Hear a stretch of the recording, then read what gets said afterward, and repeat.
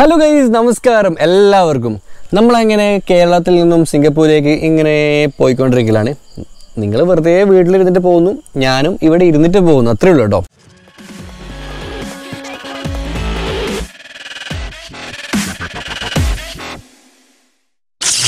പിന്നെ നമ്മളങ്ങനെ കഴിഞ്ഞ 3 എപ്പിസോഡിലായിട്ട് കണ്ണൂരിൽ നിന്നും യാത്ര ചെയ്ത് യെല്ലാപ്പൂർ വന്നു. യെല്ലാപ്പൂരിൽ നിന്നും അമരാവതി ഓറഞ്ച് തോട്ടത്തിലെത്തി. അമരാവതിയിൽ നിന്നും നാഗ്പൂർ വന്നു. നമ്മളിപ്പോൾ ഉള്ള നാഗ്പൂർ നമ്മുടെ രാജേഷ് ഭായിയുടെ വീട്ടിലാണ്.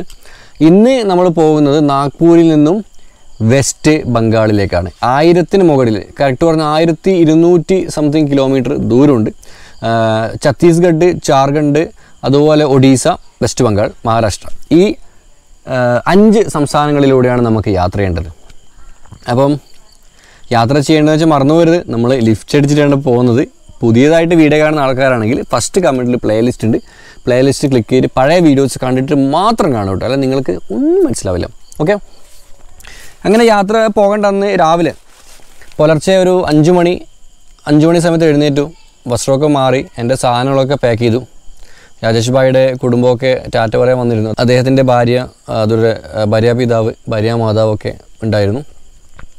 നമ്മൾ രാജേഷ് ഭായിയുടെ സ്കൂട്ടറിലെ ബൈക്കിലങ്ങനെ ഈ ഒരു വെസ്റ്റ് ബംഗാളിലേക്ക് പോകുന്ന ആ ഒരു ഹൈവേ, ജാർഖണ്ഡ് ഛത്തീസ്ഗഡ് പോകുന്ന ഹൈവേയുടെ അവിടെ പോയി നിർത്തിയിട്ട് ഞങ്ങൾ വണ്ടിക്ക് കൈ കാണിക്കാൻ തുടങ്ങി. പക്ഷേ ഒരു വണ്ടിയും നിർത്തുന്നില്ല.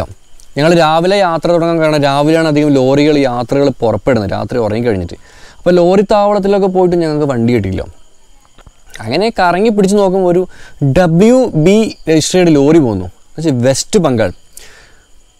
അത് പോകുന്നതും ഈ റൂട്ടിലേക്കാണ്. അപ്പം ഞാൻ ഉറപ്പിച്ചു ഇതെന്തായാലും അങ്ങോട്ടേക്കുള്ളതാണ്.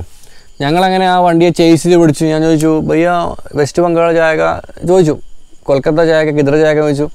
അവർ പറഞ്ഞു കൊൽക്കത്തയാണ്. അപ്പോൾ ചോദിച്ചു ഞങ്ങൾ വരട്ടെ, വന്നു എന്ന് പറഞ്ഞു. ഭയങ്കര സന്തോഷമായി, കാരണം രാവിലെ തന്നെ ലിഫ്റ്റ് കിട്ടിയില്ലേ.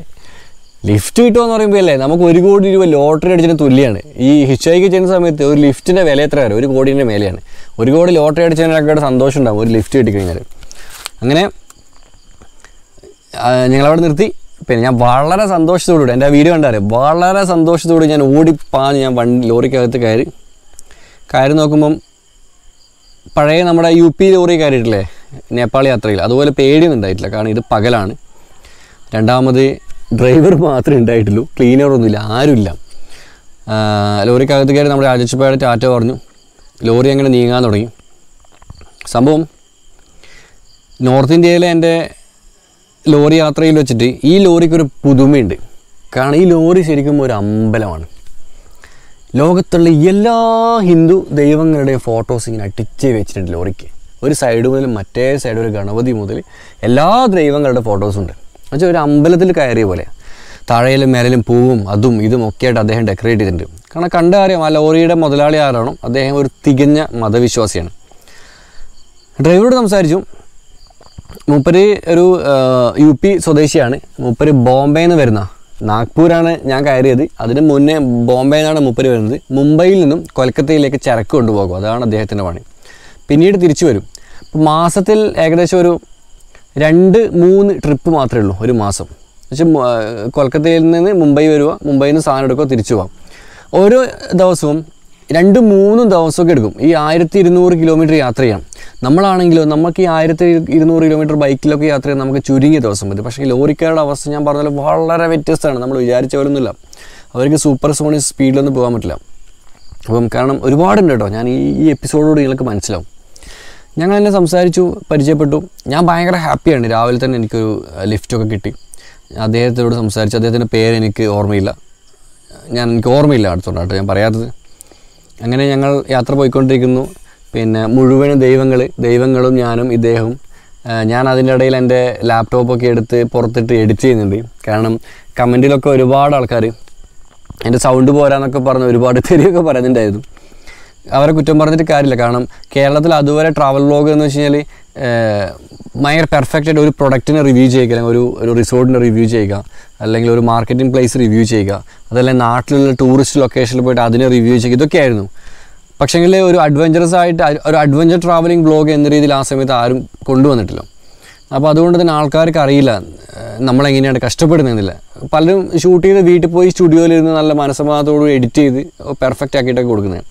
നമ്മളിത് ഇന്നലത്തെ എക്സ്പീരിയൻസ് ഓടുന്ന ലോറിയിൽ എന്നിട്ട് എഡിറ്റ് ചെയ്യുന്നു. അറിയാലോ, ഞാനത് വീഡിയോ കാണിച്ചു ഇങ്ങനെയാണ് ഞാൻ എഡിറ്റ് ചെയ്യുന്നൊക്കെ പറഞ്ഞിട്ട്. അങ്ങനെ ഞങ്ങൾ പോയി ഒരു ധാബയിലെത്തി അവിടെ കയറി. ധാബ എന്ന് പറയുമ്പോൾ നല്ല രസമാണ്. ഒരു സൈഡ് കുളിക്കാനൊക്കെ സ്ഥലമുണ്ട്, നല്ല കുളിക്കാനൊക്കെ നല്ല പായൽ കെട്ടിയ വെള്ളം കുളിക്കാൻ. അവിടെ അണ്ടർവെയറിട്ട് കുറേ ആൾക്കാർ കുളിക്കുന്നുണ്ട്, ഒരുപാട് കട്ടിലുകളുണ്ട്. അപ്പോൾ ഞാനും നമ്മുടെ ഡ്രൈവറും ധാബയുടെ അകത്ത് കയറി. പിന്നെ പക്ഷേ ഇത്തവണ നിങ്ങൾ മനസ്സിലാക്കണം, എൻ്റെ കയ്യിൽ പൈസയുണ്ട്, ഭക്ഷണം കഴിക്കാനുള്ള പൈസയുണ്ട്. കാരണം ഞാൻ പറഞ്ഞാൽ മറ്റ് രാജ്യങ്ങളിലൊക്കെ പോകുന്നത് വിസക്കും ഭക്ഷണത്തിനുള്ള പൈസയുണ്ട്. ഞങ്ങൾ ആ ഒരു ചൂടിനെ കൊണ്ട് കട്ടിലിൽ പോയിരുന്ന് ഓർഡർ ചെയ്ത ഓപ്പോസിറ്റ് ഡ്രൈവർ ഉണ്ടായിരുന്നു.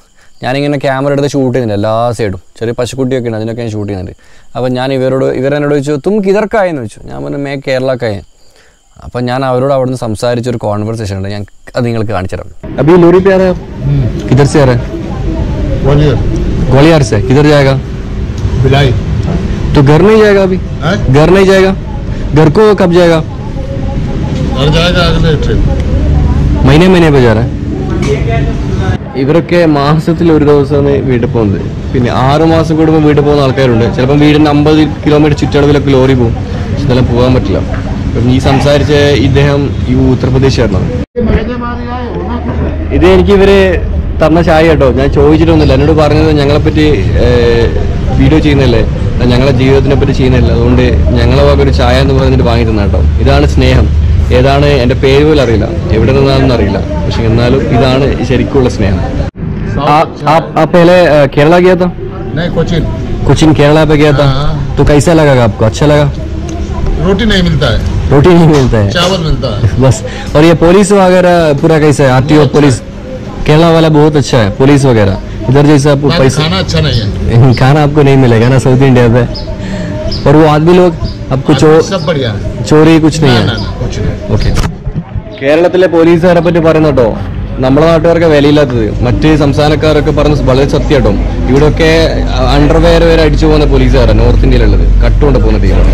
കണ്ടോ, പലരും എന്നോട് ചോദിക്കുന്നുണ്ട്, ഷാക്കിർ ഭായ് എന്തിനായി കേരള പോലീസിൻ്റെ വീഡിയോ ചെയ്യുന്നത്? കേരള പോലീസിന് എന്തിനാണ് ഷാക്കിർ ഭായ് ഇങ്ങനെ പ്രൊമോട്ട് ചെയ്യുന്നത്? എന്തെങ്കിലും പൈസ തരുന്നുണ്ടോ? ഗവൺമെൻറ് പൈസ തരുന്നുണ്ടോ? അല്ല, ഷാക്കിർ ഭായ് നമ്മുടെ ഗവൺമെൻറ്റിനെ അല്ലെങ്കിൽ നമ്മുടെ ഈ പോലീസ് സിസ്റ്റത്തിനെ പ്രൊമോട്ട് ചെയ്യാൻ തുടങ്ങിയിട്ട് ഇന്നലെയല്ല. ഞാൻ എൻ്റെ ട്രാവൽ വ്ലോഗിലെ ഫസ്റ്റ് സീരീസ് എന്ന് വെച്ചാൽ ഈ ഒരു സിംഗപ്പൂർ യാത്രയിലെ ഈ എപ്പിസോഡ് ഞാൻ കേരള പോലീസിനെ ഞാൻ സപ്പോർട്ട് ചെയ്ത് പറഞ്ഞിട്ടുണ്ട്. കാരണം എൻ്റെ എക്സ്പീരിയൻസാണ് ഞാൻ അവിടെ ഷെയർ ചെയ്തത്. മറ്റ് സംസ്ഥാനക്കാരും നമ്മുടെ നാട്ടിലുള്ള പോലീസുകാരെ പറ്റി നല്ലത് പറഞ്ഞിട്ട് ഇതേ യാത്രയിൽ നിങ്ങൾക്ക് കാണാം ലൈവായിട്ട് കൈക്കൂലി വാങ്ങുന്ന പോലീസുകാരെ ഞാൻ എൻ്റെ ക്യാമറയിൽ കുടുക്കിയിട്ടുണ്ട്. അതും ഞാൻ ഇതേ സീരീസിൽ ഞാനൊരു എപ്പിസോഡ് തന്നെ ചെയ്തിട്ടുണ്ട്. ഞാൻ വഴിയെ കഥ പറയാം, വേഗം കാണുന്നുണ്ടെങ്കിൽ എൻ്റെ ആ ഒരു പ്ലേലിസ്റ്റ് പോയിട്ട് കണ്ടാൽ മതി. ഞങ്ങൾ അവിടുന്ന് ഫുഡ് കഴിച്ചു. ഞാനങ്ങനെ ഇറങ്ങി. പിന്നെ ഞങ്ങൾ ലോറി കയറി ഇങ്ങനെ യാത്ര തുടരുകയാണ്. അങ്ങനെ നമ്മൾ യാത്ര ഇങ്ങനെ തുടർന്നുകൊണ്ടിരിക്കുന്നു. നമ്മൾ ധാബയിൽ നമ്മൾ രാവിലത്തെ ഒരു പ്രഭാത ഭക്ഷണം കഴിച്ചു. ഒരുപാട് ആൾക്കാർ നമുക്ക് ഭക്ഷണം വാങ്ങി തരുമ്പോൾ നമ്മൾ മറ്റുള്ളവർക്ക് വാങ്ങിക്കൊടുക്കണം കേട്ടോ. ഇപ്പോഴും എൻ്റെ ലൈഫിൽ ഞാൻ ആർക്കും പൈസ ഒന്നും കാണാൻ കൊടുക്കില്ല, പക്ഷെങ്കിൽ ഭക്ഷണം ഞാൻ വാങ്ങിക്കൊടുക്കും. എനിക്ക് ഒരുപാട് ആൾക്കാർ എനിക്ക് ഭക്ഷണം വാങ്ങി തന്നെ എൻ്റെ ലൈഫിൽ യാത്രക്കിടയിൽ ഒരുപാട് ആൾക്കാർ എനിക്ക് ഫ്രീ ആയിട്ട് എനിക്ക് ഫുഡ് വാങ്ങി തന്നിട്ടുണ്ട്. അതൊക്കെ ഞാൻ തിരിച്ചു കൊടുക്കുന്നുണ്ട്. ഞാൻ എവിടെ പോയാലും എൻ്റെ ഫ്രണ്ട്സൊക്കെ ഉണ്ടെങ്കിൽ ഞാൻ തന്നെ അവർ ട്രീറ്റ് ചെയ്യുന്നത് ഇപ്പോഴും. അങ്ങനെ ഞങ്ങളിങ്ങനെ പോയിക്കൊണ്ടിരിക്കുന്നു. അപ്പോൾ ഒരു ഉച്ച സമയമായി. അദ്ദേഹം ഈ ഒരു ഡ്രൈവർ നല്ല മനുഷ്യനാണ്. ഞങ്ങൾ നല്ല രീതിയിൽ കമ്പനിയായി. ഈ ചങ്ങാതിയാണെങ്കിൽ ഒറ്റയ്ക്ക് ബോറടിച്ച് യാത്ര ചെയ്ത് മടുത്തിട്ട് എന്നെ കയറ്റിയത്. സംസാരിക്കാൻ ആളെയല്ലോ എന്നിട്ട് അത് മൂപ്പര് മുതലാക്കുന്നുണ്ട്, ഒരുപാട് സംസാരിക്കുന്നുണ്ട്. ഞങ്ങൾ പകുതി ദൂരം ആയിട്ടില്ല, അതിനു മുമ്പ് ഞങ്ങൾ അങ്ങോട്ടും ഇങ്ങോട്ടും എല്ലാ ഡീറ്റെയിൽസും കൈമാറി. അപ്പോൾ ഈ ക്യാമറ കണ്ടപ്പം മൂപ്പർക്ക് ഭയങ്കര സന്തോഷം. ടി വി ആണെന്ന് വെച്ചാൽ ഞാൻ പറഞ്ഞ ടി വി ആണ്, ലോറിക്കാരുടെ ജീവിതം പഠിക്കാൻ വേണ്ടിയിട്ട് ഇറങ്ങിയതാണെന്ന് പറഞ്ഞു. അന്നത് തമാശയായിട്ട് പറഞ്ഞെങ്കിലും ശരിക്കും ആ സീരീസ് ഞാൻ അതാ ചെയ്തത്. അപ്പോൾ ഞങ്ങളിങ്ങനെ പോയിക്കൊണ്ടിരിക്കുമ്പം പിന്നെ മഹാരാഷ്ട്ര കഴിഞ്ഞതിന് മുമ്പ് ഒരു സംഭവം നടന്നു. ഒരു ചെറിയൊരു ഉന്തുവണ്ടി പോലത്തെ ഒരു കടയിൽ ഞങ്ങൾ ചായ കുടിക്കാൻ വൈകുന്നേരം നിർത്തി. മഹാരാഷ്ട്ര തന്നെയായിരുന്നു. ഞങ്ങൾ ആ ഒരു കടയിൽ കയറി മിച്ചർ പോലത്തെ കുറച്ച് സാധനമൊക്കെ ഇട്ടൊരു ഫുഡ്, എന്തോ ഒരു പേര് അവർ എനിക്ക് കറക്റ്റ് ഓർമ്മയില്ല. ആ ഒരു സാധനം ഞാൻ കഴിച്ചു. വലിയ രസമില്ല, എന്നാലും കുഴപ്പമില്ല, വിശക്കുമ്പോൾ നമുക്ക് കഴിക്കാമല്ലോ. കഴിച്ചു പുറത്തിറങ്ങി നോക്കുമ്പോൾ വേറൊരു കോമഡി, വലിയ കോമഡി. ഒരു മരം, ആ മരത്തിൻ്റെ മുകളിൽ കുറച്ച് വെള്ള പെയിൻറ്റും ചുവന്ന പെയിൻറ്റൊക്കെ അടിച്ചിട്ട് ഇരിക്കുന്നുണ്ട്. അതിന് മുമ്പിൽ ഒരു പൂജാരിയെപ്പോലെ ഒരാൾ ഇരിക്കുന്നുണ്ട്. അപ്പം ഞാൻ ചോദിച്ചു, നിങ്ങൾ ആ ഒരു കോൺവെർസേഷൻ നിങ്ങൾ കണ്ടോക്കെ. ये क्या है इधर चीज़ क्या है? ये क्या है? झाड़ है। झाड़ है। तो आप कुछ इसके ऊपर कुछ ये वाला फूड लगाया ना? मंदिर है देव का। ये देव का मंदिर है? हनुमान मंदिर। हनुमान मंदिर है ये हनुमान मंदिर है. ഇത് ഈ കിടക്കുന്ന കുഞ്ഞിക്കല്ല് ദൈവമാണത്രേ. പിന്നെ അവിടെ ഇരിക്കുന്ന ഒരു മൂപ്പരാണത്ര ഒരു പൂജാരി. ഇപ്പം എല്ലാവരും പൈസ കൊടുക്കുന്നുണ്ട്. സംഭവം ദൈവമാണോ അല്ല, മൂപ്പര് പാവം ജീവിക്കാൻ വേണ്ടി ചെയ്യുന്ന ഒരു പരിപാടികളല്ലേ. അതുകൊണ്ട് ജീവിച്ച് പൊക്കോട്ടെ. കാരണം വയസ്സാം കാലത്ത് വേറെ ജോലി ചെയ്യാനുള്ള ഭാഗ്യമൊന്നുമില്ല. അപ്പോൾ ആരും എന്തായാലും ഭിക്ഷയാചിക്കാൻ വന്ന ആരും പൈസ ഒന്നും കൊടുക്കില്ല. പക്ഷേ ഒരു ദൈവത്തിൻ്റെ പേരിൽ ഭിക്ഷയാചിച്ചു കഴിഞ്ഞാൽ എന്തായാലും പൈസ കിട്ടും. ദൈവങ്ങളെ കൊണ്ട് കിട്ടുന്ന ഏറ്റവും വലിയ മെച്ചം അത്. കാരണം നമ്മൾ ദൈവത്തിൻ്റെ പേരിൽ നമ്മൾ ഭിക്ഷയാചിച്ചാൽ, ദൈവത്തിൻ്റെ പേരിൽ ആരുടെ സഹായം ആവശ്യപ്പെട്ടാൽ തീർച്ചയായിട്ടും കിട്ടും. ഇതുപോലുള്ള ജന്മങ്ങൾ കണ്ട് നമുക്കിത് പഠിക്കാൻ പറ്റും. കണ്ടോ, അദ്ദേഹം പറയുകയാണ് ദൈവമാണ്, ആ മരം ദൈവമാണെന്ന് അദ്ദേഹം പറയുന്നത്. ഞാൻ ഇതെങ്ങനെ ദൈവമാണെന്നേ, ഇത് മരമല്ലേ? അല്ല, ഇത് ദൈവമാണ്, പൈസ ഇട്ടിട്ട് പോയിക്കൊന്നു. എന്ന് വെച്ചാൽ ഞാൻ എൻ്റെ ഈ സീരീസിലെ സിംഗപ്പൂർ സീരീസിലെ ഫസ്റ്റ് എപ്പിസോഡ് ഞാൻ പറഞ്ഞിരുന്നു, ഈ ഡ്രൈവർമാരുടെ മനസ്സിലെ ദൂരെയൊക്കെ യാത്ര പോകും, അവർ വഴിയിൽ അപകടങ്ങൾ വരാതിരിക്കാൻ വേണ്ടി അവർക്ക് അമിതമായ ദൈവവിശ്വാസം ഉണ്ടാവും. അപ്പോൾ അതുപോലെ വിശ്വാസങ്ങളെ ചൂഷണം ചെയ്യാൻ വേണ്ടിയിട്ട് ഈ ഒരു സംഭവം പോലെ കേരളത്തിൻ്റെ പുറത്തും റോഡ് സൈഡിലൊക്കെ ആയിട്ട് ഒരുപാട് ബണ്ണാരപ്പെട്ടികൾ കാണാൻ പറ്റും നിങ്ങൾക്ക്. അതിൽ പെട്ട ഒന്ന് തന്നെ ഇതും നമ്മുടെ നാട്ടിലുമുണ്ട്. അതുകൊണ്ട് നമുക്കാരും കുറ്റം പറയാൻ പറ്റില്ല. എനിക്കെന്താ പറയുക, ഒരുപാട് ചിരി വന്നു. ഞാൻ ആ ചിരിയോടുകൂടി ലോറി കയറി ഞങ്ങളങ്ങനെ ഇങ്ങനെ പോയിക്കൊണ്ടിരിക്കലാണ്. വളരെ പതുക്കെയാണ് പോകുന്നത്. പിന്നെ അദ്ദേഹത്തിന് ഉറക്കം വരും, അദ്ദേഹം സൈഡാക്കും, കിടന്നുറക്കും. കാരണം വേറെ ക്ലീനർ ഇല്ല. എനിക്കാണ് വണ്ടി ഓടിക്കാൻ അറിയില്ല. അറിയുകയാണെങ്കിൽ ഞാൻ സഹായിക്കുമായിരുന്നു. എനിക്കറിയില്ല, ലോറിയൊന്നും ഓടിച്ച് എനിക്ക് പരിചയമില്ല. അങ്ങനെ ഞങ്ങൾ ഓരോ സ്ഥലത്ത് സൈഡാക്കും, യാത്ര തുടങ്ങും. പിന്നെ ഛത്തീസ്ഗഡ് പ്രവേശിച്ചു. പിറ്റേ ദിവസം ഛത്തീസ്ഗഡ് പ്രവേശിച്ചപ്പോഴാണ് അവിടുത്തെ പോലീസുകാർ എത്രത്തോളം പിച്ചക്കാരാണെന്ന് എനിക്ക് മനസ്സിലായത്. കാരണം വളരെ സങ്കടകരമായ കാഴ്ചകളാണ് അവിടെ നിന്ന് അങ്ങോട്ടേക്ക് നമുക്ക് വരുന്നത്. ഈ ലോറി ഡ്രൈവറെ ഇടയ്ക്കിടയ്ക്ക് നിർത്തും. കാരണം പോലീസുകാർ ചെക്കിംഗ് ഉണ്ടെങ്കിൽ ഓപ്പോസിറ്റ് ലോറി വരുന്നുണ്ടെന്ന് നോക്കും, ചരക്ക് ലോറികൾ വരുന്നുണ്ടെന്ന് നോക്കും. അവരോട് ചോദിക്കും ചെക്കിംഗ് ഉണ്ടോ. അപ്പോൾ അവരുണ്ട് എന്ന് പറഞ്ഞാൽ വണ്ടി സൈഡാക്കും. 1-2 മണിക്കൂറൊക്കെ സൈഡാക്കും. സൈഡാക്കിയിട്ട് അവർ പോയാൽ മാത്രം പിന്നെ വണ്ടി സൈഡാക്കി വിടും. ഞങ്ങളങ്ങനെ ഇവരെ പേടിച്ചിട്ട് ഒരു പെട്രോൾ പമ്പിൻ്റെ അടുത്ത് നിർത്തി. ഞാൻ നോക്കുമ്പോൾ അവിടെ ടോയ്ലറ്റൊക്കെ ഉണ്ട്. അപ്പം ഞാൻ അവിടെ ടോയ്ലറ്റിലൊക്കെ പോയി. ആ ടോയ്ലറ്റിൻ്റെ പേര്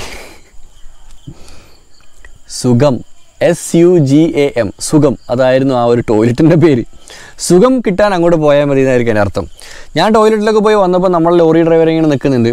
അപ്പോഴാണ് ഞാൻ കണ്ടത് ഒരു പോലീസ് ജീപ്പ് ഓപ്പോസിറ്റ് വന്നിട്ട് അവിടെ നിർത്തിയ വേറെ ലോറിയുടെ അവരൊരു ഒച്ചപ്പാടാക്കി ബഹളാക്കി അവരുടെ അടുത്ത് പൈസ ഒക്കെ വാങ്ങിയിട്ട് ഞാൻ അവരുടെ അടുത്ത് പോയിട്ട് സംസാരിച്ചു. എന്നിട്ട് അവർ പോലീസുകാരെ ഭയങ്കരമായിട്ട് നിങ്ങൾ കേട്ടോക്കെ തെറിയൊക്കെ പറഞ്ഞിട്ടുണ്ടായിരുന്നു അവർ.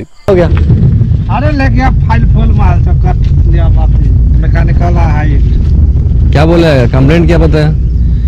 कंप्लेन नहीं, मैकेनिकल का मैकेनिकल मतलब बोलता है कि 1000 रुपये एंट्री चाहिए. 1000 रुपये उनको देना है? हाँ, एंट्री देना है. हाँ. एंट्री मतलब आप पैसा दिए तो रिसीप्ट कुछ नहीं मिलेगा? नहीं, उन लोग को देना ही पड़ेगा. हाँ. मैंने अभी देखा है भाग रहे बड़ा लकड़ी लेके गाड़ी में मार रहे हैं. हमें उधर रुक रहा था. लकड़ी लेके मतलब लकड़ी से रुको रुको बोल रहे ना. हाँ, डंडा लेके. हाँ, डंडा उसको डंडा बोलेगा.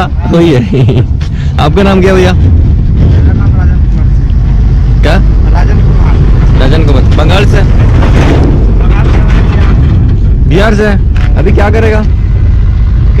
वो लेके गया मैकेनिकल कार से एंट्री लेके गया. तो अभी आप जाना है उधर, वो लोग आएगा? नहीं, अभी जाना है देवघर. पुलिस स्टेशन जाना है? पुलिस स्टेशन नहीं, RTO स्टेशन. RTO स्टेशन जाना है ना. हाँ. कैसे लगा? अच्छा लग रहा? अच्छा, तो पूरा मार चोट दिया, मादर चोट. अच्छा लगेगा किसी को. ഈ വണ്ടിക്ക് നീളം ഹൈറ്റ് കൂടുതലെന്ന് പറഞ്ഞിട്ടാണ് ഫൈന് 1000 രൂപ ഫൈന് വാങ്ങുന്നത്. നിങ്ങൾ നോക്കിയേ, ഇതിന് ഹൈറ്റ് കൂടുതലുണ്ടോ?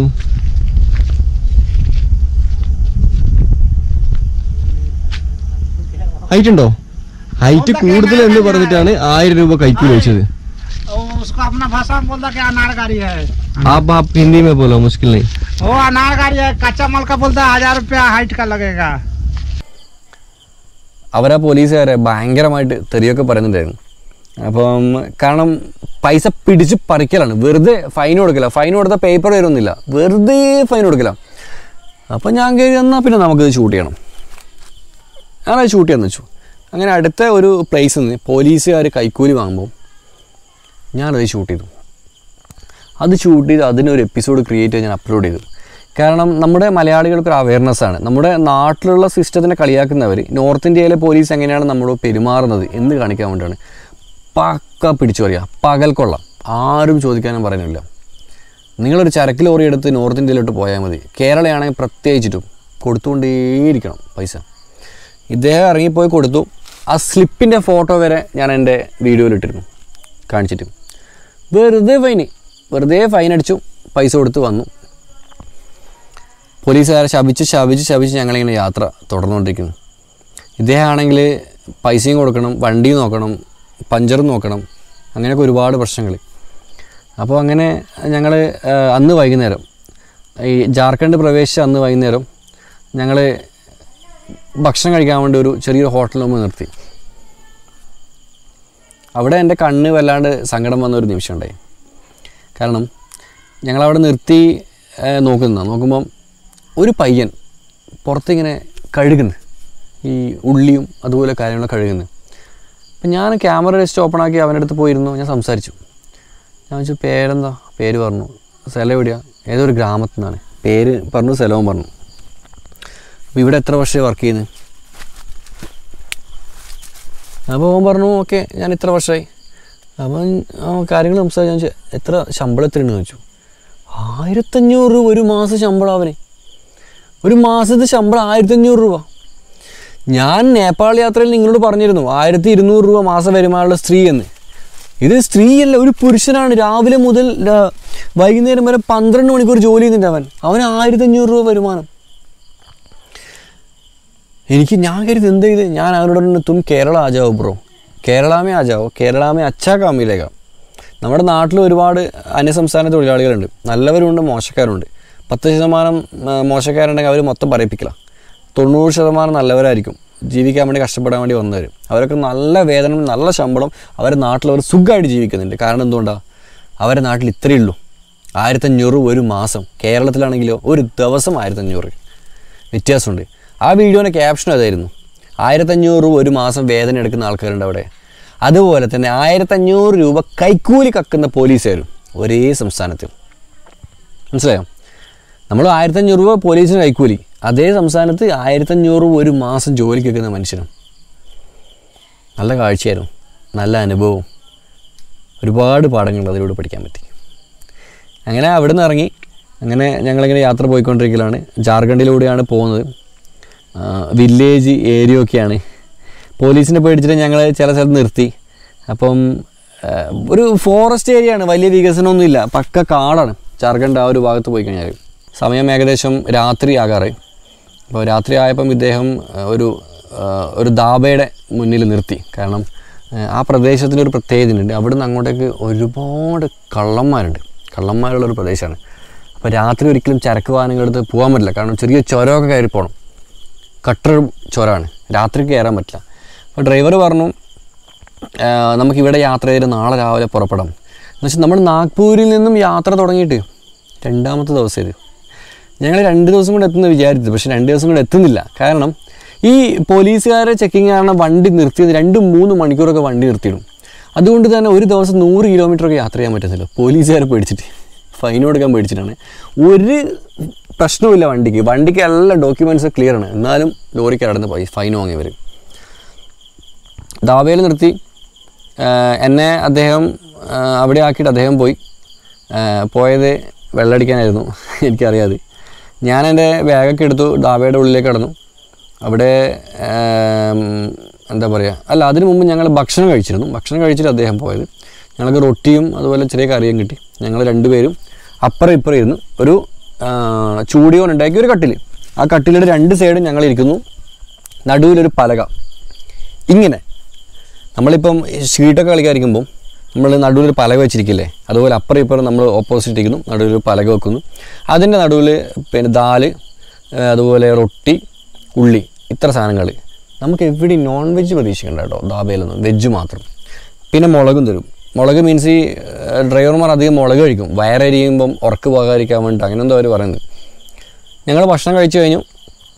അദ്ദേഹം വെള്ളം തേടിപ്പോയി, അദ്ദേഹത്തിൻ്റെ കട്ടൻ ചായ തേടിപ്പോയി.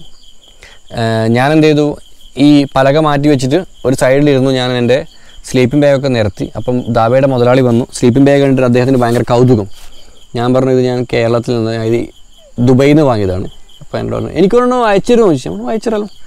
അദ്ദേഹം കോൺടാക്ട് നമ്പറൊക്കെ തന്നു. പക്ഷേ എന്നെ കൊണ്ട് അയച്ചു കൊടുക്കാൻ പറ്റില്ല, എനിക്ക് ഉറപ്പാണ്. അടുത്ത പ്രശ്നം സേഫാണോ? ഒരുപാട് ആൾക്കാരുണ്ട് അവിടെ. ലോറി ഡ്രൈവേഴ്സാണ്, ധാബയാണ്. ഞാൻ എൻ്റെ ലാപ്ടോപ്പ് പുറത്തിറക്കാൻ എനിക്ക് ഭയങ്കര പേടി. എനിക്കാണ് എഡിറ്റും ചെയ്യണം. അവിടെയാണെങ്കിൽ നെറ്റ്വർക്കേ ഇല്ല. അതുകൊണ്ട് അപ്ലോഡിങ് ഒന്നും നടക്കില്ല. എഡിറ്റും ചെയ്യണം. മുതലാളിയോട് ഞാൻ പറഞ്ഞു, മേരാ പാസ് ലാപ്ടോപ്പ് है, बाहर निकाल गया तो कुछ प्रॉब्लम है क्या भैया? എന്നോട് പറഞ്ഞു, ഏയ് कुछ नहीं है बेटे, तुम निकालो, तुम तुम्हारा काम करो, कोई बात नहीं, ये हमारा जगह है. മൂപ്പരുടെ റോയൽ എൻഫീൽഡിന് മുറ്റത്തെടുക്കുന്നത് നമ്പർ പ്ലേറ്റ് ഒന്നും ഇല്ല. നമ്പർ പ്ലേറ്റ് ഇല്ലാത്തതുകൊണ്ട് എനിക്ക് മനസ്സിലായി ആളൊരു കിടിലനാണെന്ന്.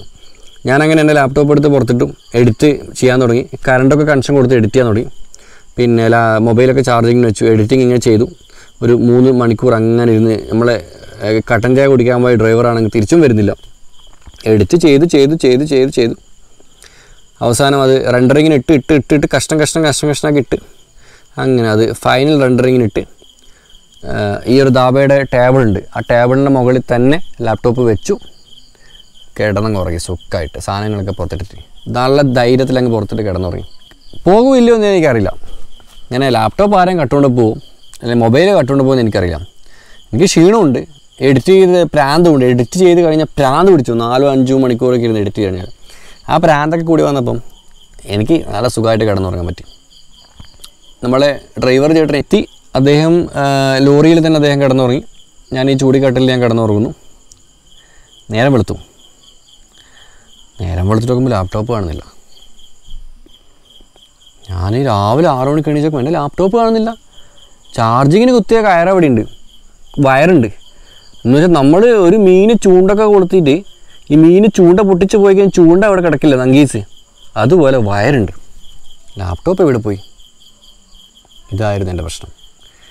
അപ്പം ലാപ്ടോപ്പ് എവിടെ പോയി എന്നുള്ളത് നമുക്ക് ഏതെങ്കിലും അടുത്ത എപ്പിസോഡിലും അറിയാം. കാരണം എൻ്റെ നടുവൊക്കെ വേദനെടുക്കാൻ തുടങ്ങി കേട്ടോ. ഇങ്ങനെ ഇരുന്നിട്ട് ശരിയില്ല. അതുകൊണ്ടാണ് നാളെ നമ്മൾ കേൾക്കാൻ പോകുന്നത് ഒഡീസ വഴി അല്ല ജാർഖണ്ഡ്, ഛത്തീസ്ഗഡിലൊക്കെ ബാക്കിയുള്ള വിശേഷങ്ങളാണ്. ഇനി നമ്മളിവിടെ നേരെ പോകുന്നത് വെസ്റ്റ് ബംഗാളിലേക്ക് കേട്ടോ. ആരും സ്കിപ്പ് ചെയ്യരുത്.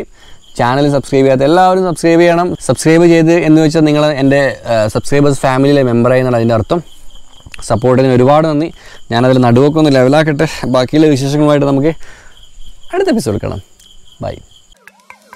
വീഡിയോ കണ്ടതിന് ശേഷം ചാനൽ സബ്സ്ക്രൈബ് ചെയ്യാൻ മറക്കരുത്.